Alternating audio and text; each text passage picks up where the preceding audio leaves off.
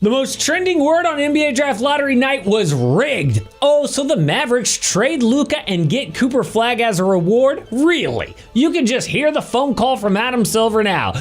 Yeah, Nico, we need Luka in LA, our biggest team, to help LeBron win another ring. I know it sucks, but I'll make sure you get Cooper Flagg. Now, come on, do people actually believe this? Well, it turns out there's actually a lot more to this conspiracy theory. So not only is the Cooper Flagg draft fishy, but right after Chris Paul left the Hornets in 2012 to LA, the Hornets got the #1 pick for Anthony Davis. Then in 2019, Nola loses AD to LA, and bam, they get the #1 pick for Zion Williamson. And now Luka to LA, Mavs get Cooper. Oh, by the way, just throw in the Cavs getting the #1 pick just in time to help LeBron when he went back to Cleveland. Perfect timing. So not only is it you get the top pick at just the right time, like it's scripted, but it somehow always either involves LA or LeBron. I'm not a big conspiracy guy, but that's pretty sketch. Even LeBron James admitted he thinks the NBA rigged the lottery for his hometown team to draft him back in the day. Listen, man, during the lottery drop, Cleveland got the #1 pick. I just don't think that was. Just, what are you coincidence? Don't you think? Let's keep LeBron home. You know what? Patrick Ewing to the Knicks. Derrick Rose to the Bulls. But I understand the assignment, guys. Now, I know some of you are going to believe that it's rigged no matter what I say, but this is why people think it cannot be rigged. But I just got the numbers for MyFitFoods, and you guys are loving it. That makes me really happy because I am loving it too. All I eat are MyFitFoods meals all day, every day, plus a bowl of oatmeal in the morning, and it's allowed me to achieve all my fitness goals while being affordable and extremely tasty. They're always mixing in new meals every single month, and it's so convenient. Like, one of the biggest wastes of time in my life recently has been like on Sundays trying to meal prep the entire day for the week, and it doesn't even taste that good. But MyFitFoods takes care of all of that, and if you use my promo code AMHOOPS30, you get 30% off your meals. They have stores you can walk in Houston or Portland or Denver, plus new stores coming in Dallas and Austin. So please check out MyFitFoods like a lot of you guys have been doing. Use my promo code AMHOOPS30 for 30% off. So the NBA Draft Lottery used to be you just pull an envelope with the team name on it, but the NBA realized, hey, that is way too easy to fake. So now they've got a different system. The lottery takes place before the actual TV show that we all watch. League officials go into a room with 14 team reps, reporters, and a partner from Ernst & Young for security. Balls go into a lottery machine and are mixed for 20 seconds. Then 4 balls shoot up to the top to create a number combination. Each team is assigned a different combination. So it's not like the envelope thing where you just pull a team. These are 4 random numbers, way more complex and therefore impossible to rig.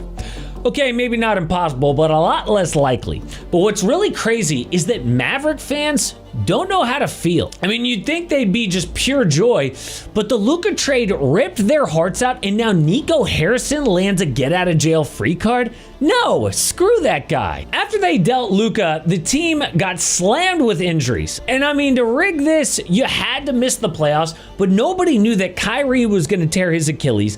AD got hurt. Okay, maybe you can see that coming. Under normal circumstances, they would make the playoffs and have no shot to land Cooper. But they lost in the play-in to Memphis, had a 1.8% chance of #1. So the 4th luckiest team in NBA history. So they essentially traded Luka Doncic for Cooper Flagg. And we're all saying, that's all they got for Luka? There's got to be more. Well, this is the more. And oh, for all the rigged people, the Hawks jumped from #10 to #1 last year.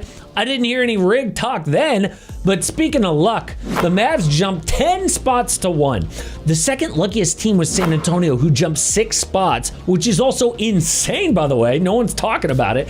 And the Sixers jumped from 5 to 3. This was actually the craziest draft lottery in recent history.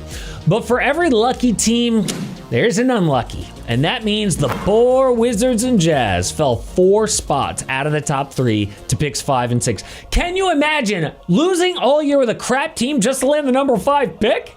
Yeah, it's called the Pistons 3 years in a row. But this is actually a huge turning point for Giannis. The Spurs are now in a perfect position to land the Greek Freak. Also, don't rule out the Mavericks trading this pick for Giannis either. I know it sounds crazy, but Nico Harrison admitted he doesn't see himself as the GM 4 years from now. Well, obviously, Giannis fits the 4-year timeline better than Cooper Flagg. I think the Spurs would be a much better move. But before that, how good can the Mavericks actually be with Cooper Flagg? Well, now they've got two options, right? They can either trade guys to start fresh with Cooper, or they could try to win now and play him with AD and Kyrie when he gets healthy. The problem is that Kai is out at least a year, so they are going to need a real point guard to make the playoffs. See, Cooper isn't like most number one picks. They're usually known for their scoring, but Cooper's got an all-around game. His offense is raw, but efficient. 4.2 assists as a forward is legit, but where he really shines is defense. We all love versatility. Flagg can protect the paint or cover dudes on the perimeter. You know how Nico just kept saying defense wins championships? Well, actually, Cooper is a much better fit than Luka for that philosophy. Kinda sucks, doesn't it? Now all Nico's gotta do is screw this up by trading the pick to LA for like Jackson Hayes and Austin Reeves. But before we get to this Giannis thing, I wanna look at Cooper's fit with the Mavs roster.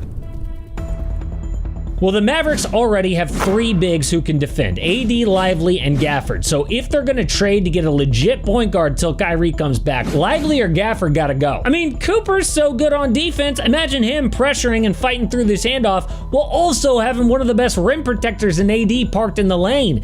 And because Dallas has so much size around the basket, that's also going to give their backcourt and wing defenders license to pressure the ball. You can already imagine Flagg here, extending out, hounding Zach LaVine full court, but as he tries to work his way below the arc, also got Davis and Lively just sitting there waiting for him in the paint. It's going to be tough to score on Dallas. But what about on offense? Well, because Dallas has no Kyrie or Luka, Cooper's going to have a ton of responsibility. So what's his strength? Well, with the ball, Flagg easily does his best work attacking a straight line. He's got a good first step, both off the catch and the dribble. So if the defense tries to extend out and meet him beyond the three, boom, he bursts and leaves him in the dust. And while Cooper may be just 18 years old, he also has the strength and stability around the basket. Loves playing off 2 feet and attacking the defense's body in the air. And he's comfortable finishing through contact with both his right and left hand. Strength also naturally carries over to his mid-range game. What I also love is Flagg's also starting to leverage that outside scoring to open up his attacking game.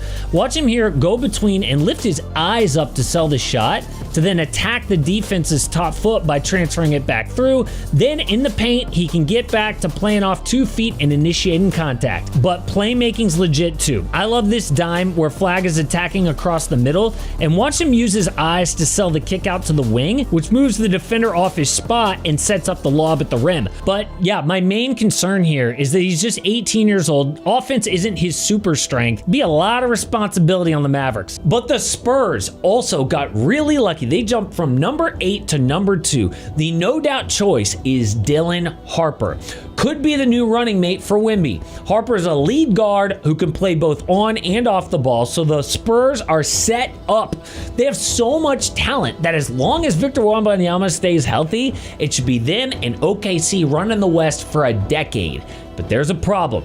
Dylan Harper doesn't exactly fit with their current roster. Why? Because both De'Aaron Fox and Rookie of the Year Steph Castle already play guard. Also, none of them, including Harper, is an elite shooter off the catch.